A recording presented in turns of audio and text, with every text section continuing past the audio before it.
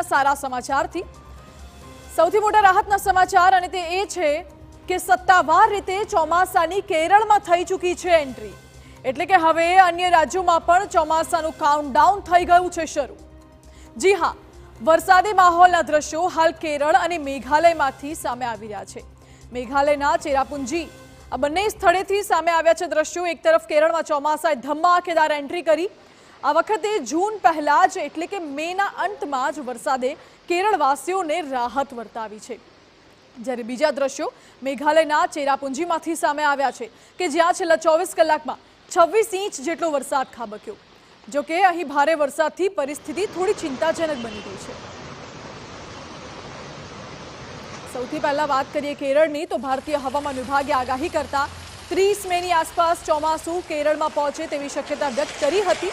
આમ તો રેમલ વાવાઝોડાને પગલે કેરળમાં છેલ્લા કેટલાક દિવસોથી વરસાદ વરસી જ રહ્યો હતો, પરંતુ હવામાન વિભાગના જણાવ્યા અનુસાર ચોમાસું સત્તાવાર રીતે કેરળના તટ પર પહોંચી ચૂક્યું છે। સામાન્ય રીતે 1 જૂનની આસપાસ કેરળમાં ચોમાસાની એન્ટ્રી થતી હોય છે, પરંતુ આ વખતે ચોમાસું 2 દિવસ વહેલું આવી ગયું છે। ये आपका नॉर्मल पोजीशन होता मानसून का, ठीक है, ऐसे कवर करता है। अभी इसने केरला का हिस्सा कवर किया है, मोस्ट पार्ट ऑफ केरला कर लिया, उसके साथ ही नॉर्थ ईस्ट के काफी हिस्से कवर हो गए हैं और आने वाले दिनों में हमारा यही अनुमान है 3-4 दिनों में जी तमिलनाडु कर्नाटक के कुछ हिस्से और कवर करेगा और साथ में ही सब हिमालयन वेस्ट बंगाल के और रिमेनिंग नॉर्थ ईस्टर्न स्टेट भी कवर हो जाए। તો કેરળમાં એન્ટ્રી બાદ હવે પૂર્વોત્તરના વિસ્તારોમાં ચોમાસું આગળ વધી રહ્યું છે।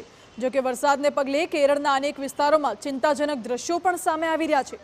અનેક રસ્તાઓ પાણી થઈ ચૂક્યા છે, તો બીજી તરફ કેટલાક રહેણાંક વિસ્તારોમાં પણ પાણી ફરી વળ્યા।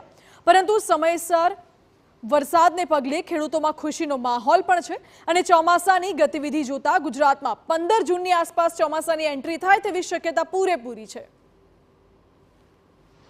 आज केरला के ऊपर आज मतलब 30 मई को केरला के ऊपर मानसून ऑनसेट हो गया है और साथ में ही most part of north east India को, और जो गुजरात के लिए जो मानसून ऑनसेट प्रोग्रेस की नॉर्मल डेट है वो 15 जून, यानी 15 जून के आसपास गुजरात पे मानसून प्रोग्रेस करेगा।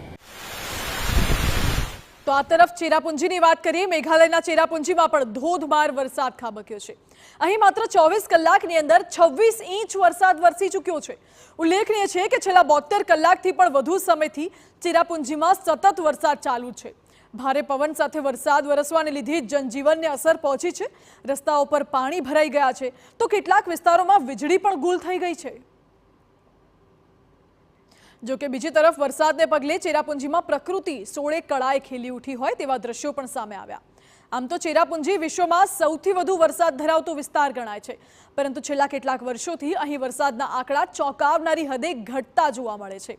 ત્યારે હાલ તો આ વરસાદે સૌને રાહત ચોક્કસ અપાવી છે।